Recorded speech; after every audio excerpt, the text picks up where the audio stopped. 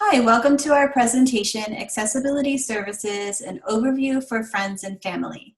This presentation is intended to introduce family and friends of Mount Holyoke students to our office and share how you can support your student in interacting with our office.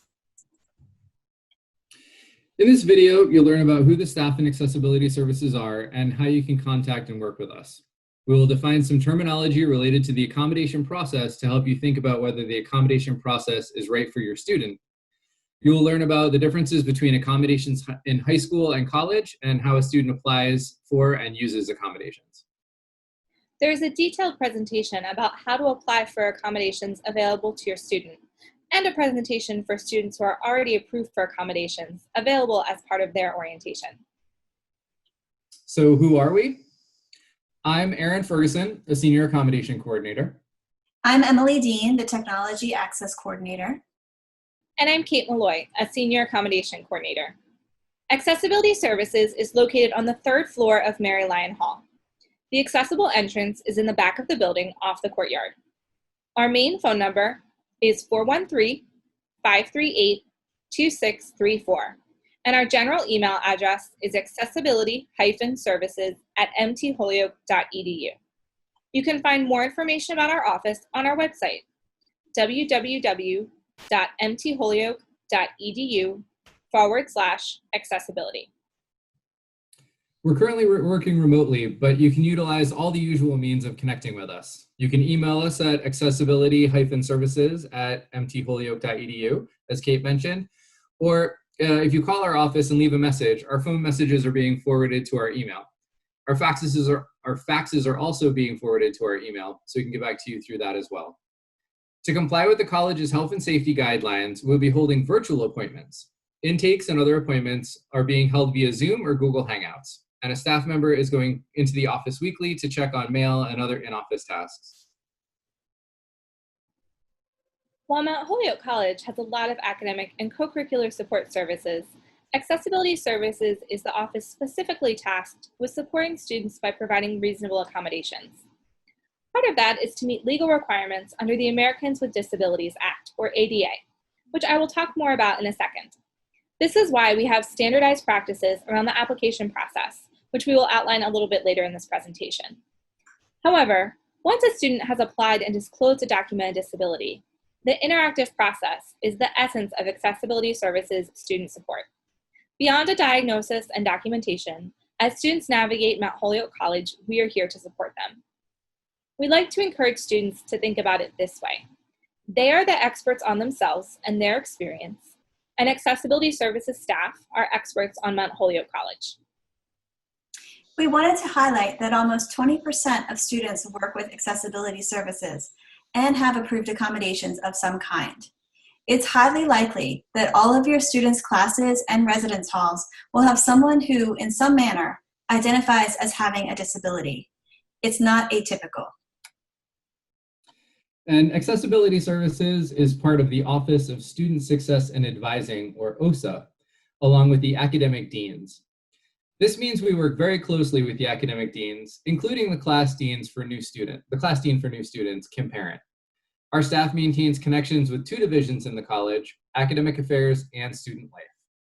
Lastly, we're more than an ADA compliance office. We work collaboratively with faculty and staff across the campus to identify and address barriers proactively whenever possible. So who is a person with a disability? As is defined by the ADA, an individual with a disability is a person with a physical or mental impairment that substantially limits one or more major life activities. The law then lists a number of examples to define this, highlighted here. This is a really long, comprehensive list, which means the definition of disability is quite broad.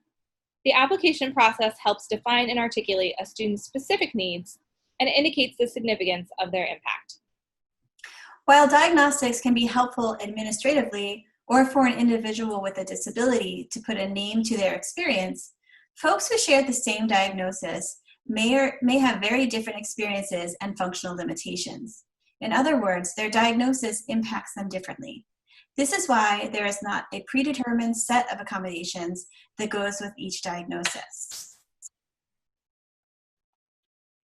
Accommodations are the tools that we have at hand to address the barriers students encounter and mitigate the impact of a disability. Accommodations are meant to allow students equal access to activities, programs, and services in the context of academics, housing, dining, and on-campus employment at no additional cost to the student. Equal access means that the accommodation gives students the same access to the college as their peers, while still holding them to the same standards and expectations to which all Mount Holyoke College students are held. When we think about accommodations here at Mount Holyoke College, we tend to group them into the broad categories Erin mentioned: academics, assistive technology, dining, housing, and student employment. Let me give you some examples. With respect to academics, a student with delayed processing may need extended time on tests. That same student may need assistive technology to support their reading. When it comes to dining, a student may need allergen-free food. We would make sure that a student who uses a wheelchair is living in housing that is on the first floor. With respect to student employment, we're talking specifically about on-campus jobs. Once on the job, a student might request accessible furniture, such as an ergonomic chair at their work desk. In no way do accommodations provide unfair advantage or water down expectations. They do not guarantee success, they guarantee access. They provide the opportunity for success by removing the barriers presented to a student by their disability. In a couple of slides, we're going to talk about how students apply for accommodations, but first we want to talk about how getting accommodations in college may be different from your student's experience in high school. A primary difference between high school and college is that students have more responsibility and really need to be proactive in connecting with our office. Here in the United States, public K-12 schools have a child find obligation to identify students with disabilities, test those students, and decide accommodations. In college, that responsibility shifts to the student. Students need to connect with our office, provide documentation, and request accommodations. Here at Mount Holyoke College, it's up to each individual student to decide if and when they want to use their accommodations. Students are responsible for reaching out to accessibility services for help if they're struggling and need an adjustment to their accommodations. Finally, students also decide if accessibility services is allowed to share any information with their family if they call. When a student's parents, clinical care providers, or other support people contact accessibility services, it is important that the student has included them on their Family Educational Rights and Privacy Act, or FERPA, release form. We ask that your student complete a specific FERPA waiver for the AAS office staff, even if one has been completed or filed with a different office. If we have a FERPA release, we are allowed to share information about your student with you if you contact us. However, we will not be reaching out to you with information about your student. Instead, we'll be reaching out to your student to be sure that they are central to the support process AAS offers. Without a FERPA release, we are unable to share any information about a student, including whether or not they're connected with our office. However, if we do not have a FERPA release, we can always take in information if there are things that you want our office to know. We can also speak in hypotheticals about what we would advise a student to do in a particular situation. Students can apply for accommodations at any point during their time at Mount Holyoke College. However, accommodations are not retroactive. They can only be used from the time a student is approved for them and notifies the individual responsible for implementing those accommodations. Applying for accommodations is a three-step process. The first step is for the student to complete the Accessibility Services application form, which they can access online through My Mount Holyoke. The application allows the student to share their perspective and any experience they have with disability and accommodations. The second step is to provide supporting documentation.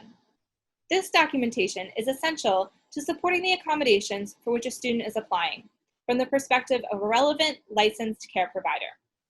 There's more information about our documentation standards on our website, linked in the downloadable presentation, and students can also speak with us individually in an appointment or during drop-in hours about what documentation might look like for them. And since disabilities vary, the required documentation will also vary. However, all documentation must contain the following items: the student's diagnosis or diagnoses, as well as the functional limitations or how their diagnosis impacts them, and at least one of the major life activities we described earlier in the definition of disability. Educational testing, such as neuropsychological or psychoeducational evaluations, should be adult normed. We know that COVID-19 has impacted some families' ability to get updated testing, so we're working individually with students to put provisional accommodations into place when possible to help students get through their first semester or two. Lastly, if a student's clinical care provider is unsure of the format documentation should be provided in, we have a clinician form that maps to the above requirements for them to complete. The more information they can include about the student's functional limitations, the easier it will be for us to determine the best accommodations with the student. Step 3 is the intake appointment. After we have received a student's application and documentations, we will email the student at their official Mount Holyoke College email address to schedule an intake appointment. It is up to the student whether or not they invite anyone else to join their intake appointment. Before the intake, the accommodation coordinator reviews the student's application and documentation. During the intake appointment, the accommodation coordinator will ask the student about their own experiences, things that may be challenging for them, and things they anticipate being a concern. They'll be able to request any accommodations they've identified, and based on their documentation and what information they share, the accommodation coordinator may suggest additional accommodations that they think may be helpful for the student. During the intake, the accommodation coordinator will explain what steps the student needs to take in order to use any accommodations they are approved for and answer any questions that they may have at that time. Students often ask what happens if they're approved for accommodations through our office. Does it become part of their record? Do we share this information with professors, or is it on their transcripts?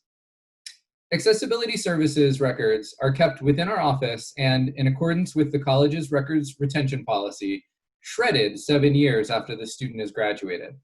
Accessibility services only shares information on an as-needed basis, and those instances are pretty rare. Some accommodations will be approved during the intake appointment. However, students can request new accommodations at any time.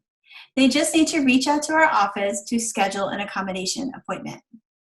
We might request additional documentation if the documentation we have on file does not support the new accommodation request. As a reminder, accommodations are not retroactive, so please encourage your student to connect with us if additional accommodations would be helpful or standing accommodations need to be adjusted. Now, Kate and Aaron are going to get into the specifics around using accommodations here at Mount Holyoke College. Detailed information on the steps students need to implement their accommodations can be found on our website. We also review this with students when they are approved for the accommodation. However, we wanted to highlight some information for both academic and housing accommodations here that we've historically gotten some questions about from students' family members. Students approved for academic accommodations can find their academic accommodation letter available for download on My Mount Holyoke. At the beginning of each semester, students should download their letters and should make appointments with their faculty to discuss the logistics of implementing those accommodations. Students approved for housing accommodations should fill out the AAS Housing Accommodation Request Form, or HARF, and all residential life forms by their deadlines. Students will receive emails from Accessibility Services and Residential Life, respectively, when these forms become available. Students who do not fill out the HARF by the deadline may be subject to limited availability. In addition to working with Accessibility Services, we wanted to let you know how each of you can help make Mount Holyoke College more accessible.